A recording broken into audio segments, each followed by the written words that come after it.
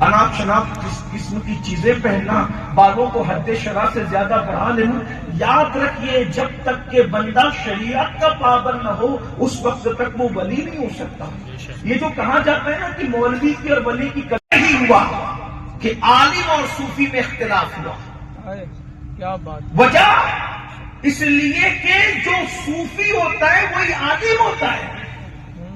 یہ اور بات ہے کہ کچھ ایسے علماء ظاہر ہوئے نہیں ابن تیمیہ کی طرح جنہوں نے تصوف کی مخالفت کی ہے، مگر ہم انہیں پڑھا لکھا کہتے ہیں، عالم نہیں کہتے. اس لیے کہ ہمارے یہاں ہم نے دو اصطلاحات ہمارے بزرگوں نے رکھی ہے، ایک پڑھا لکھا اور ایک عالم.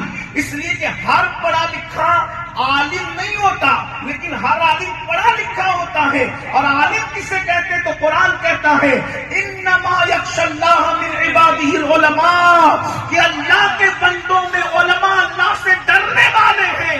جو اللہ سے ڈرے گا وہ لڑے گا کیوں؟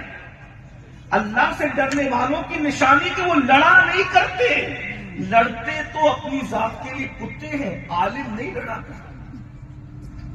میں چیلنج کر رہا ہوں، کیا کبھی غریب نواز یہ عالم ہے؟ کبھی ان کو آپ نے لڑتے پوری زندگی میں بتاؤ. غوث پاک عالم ہے؟ کبھی ان کو آپ نے کبھی لڑتے دیکھا ہو تو بتاؤ. امام بخاری عالم ہے؟ کبھی آپ نے ان کو لڑتے ہوئے دیکھا ہو تو بتاؤ.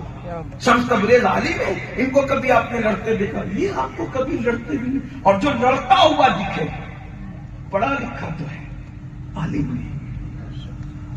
اس لیے کہ جہاں علم ہوگا وہاں علم ہوگا، جہاں علم نہیں وہاں علم نہیں.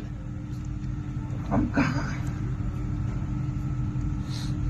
مرشد کہتے شمس میں میلاد کی محفل میں جا رہا ہوں، تم نے قرآن پڑھنا ہے، سبق یاد کرنا میں آتا ہے. اور مرشد جب واپس لوٹے آدھی رات گزر چکی تھی تو یہ مسجد میں بیٹھ کے قرآن پڑھ رہے تھے. پیر و مرشد نے جائزہ لینے کے لیے جھانکا روشن. ویڈیو کو لائک کرے، سبسکرائب کرے، شیئر کرے.